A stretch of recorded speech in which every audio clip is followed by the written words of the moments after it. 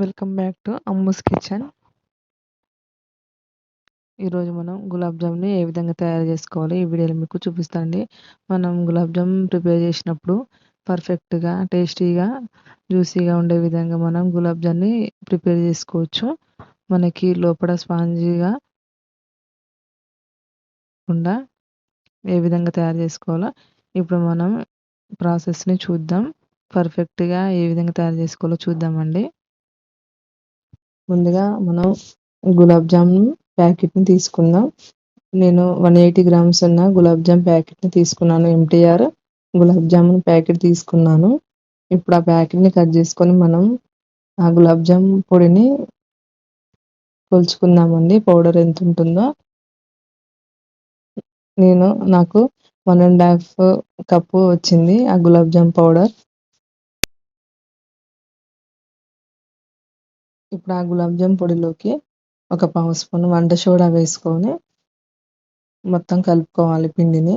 వంట సోడా వేసుకోవడం వల్ల మనకి గులాబ్ జాములు గట్టిగా లేకుండా మెత్తగా ఉంటాయి. లోపల కూడా ఉండలుగా లేకుండా మెత్తగా వస్తాయి.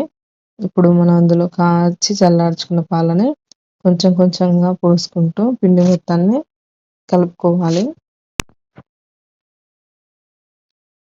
ఈ విధంగా కొంచెం కొంచెంగా మనం పాలు పోసుకుంటూ పిండి మొత్తాన్ని చపాతీ పిండిలాగా కలుపుకోవాలి.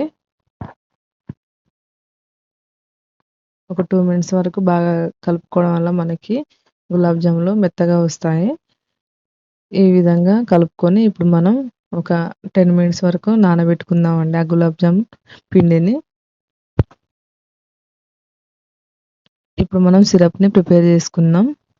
స్టవ్ మీద గిన్నె పెట్టుకొని అందులో మనకి 1.5 కప్పు పిండి ఉంది కాబట్టి ఒక 3 కప్స్ షుగర్ వేసుకోవాలి. దానికి డబుల్ క్వాంటిటీలో మనం పంచదారను తీసుకుందాం. అలాగే 3 కప్పుల వాటర్ కూడా వేసుకోవాలి. 3 కప్పుల పంచదార 3 కప్పుల వాటర్ పోసుకొని మనం స్టవ్ ఆన్ చేసుకొని పంచదార మొత్తం కరిగేంత వరకు గంటెతో కలుపుతూ ఉండాలి.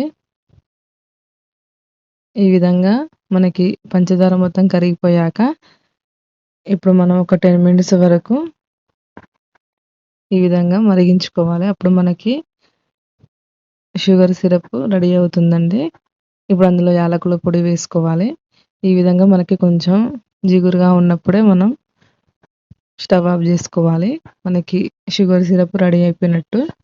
ఇప్పుడు మూత పెట్టుకొని మనం ఆ షుగర్ సిరప్ని పక్కన పెట్టేసుకుందాం. ఇప్పుడు మనకి పిండి కూడా నానిపోయి ఉంటుంది.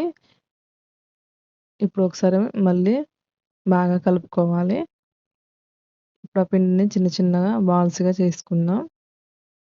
మనకి ఏ సైజు కావాలంటే ఆ సైజులో ఈ విధంగా గట్టిగా ప్రెస్ చేసుకుంటూ మనం ఉండలు చుట్టుకోవాలి. అప్పుడు మనకి పగుళ్ళు అనేది రాదండి. గులాబ్ జామున్ రౌండ్గా వస్తాయి.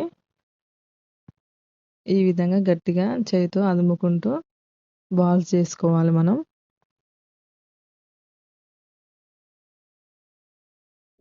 లేకుంటే మనకి పగుళ్ళు వచ్చి ఆయిల్లో వేయగానే విడిపోతాయి. అలా కాకుండా గట్టిగా అదుముకుంటూ మనం బాల్స్ని చేసుకోవాలి.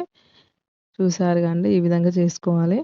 ఇదే విధంగా పిండి మొత్తాన్ని మనం బాల్స్ చేసుకొని పక్కన పెట్టుకుందాం.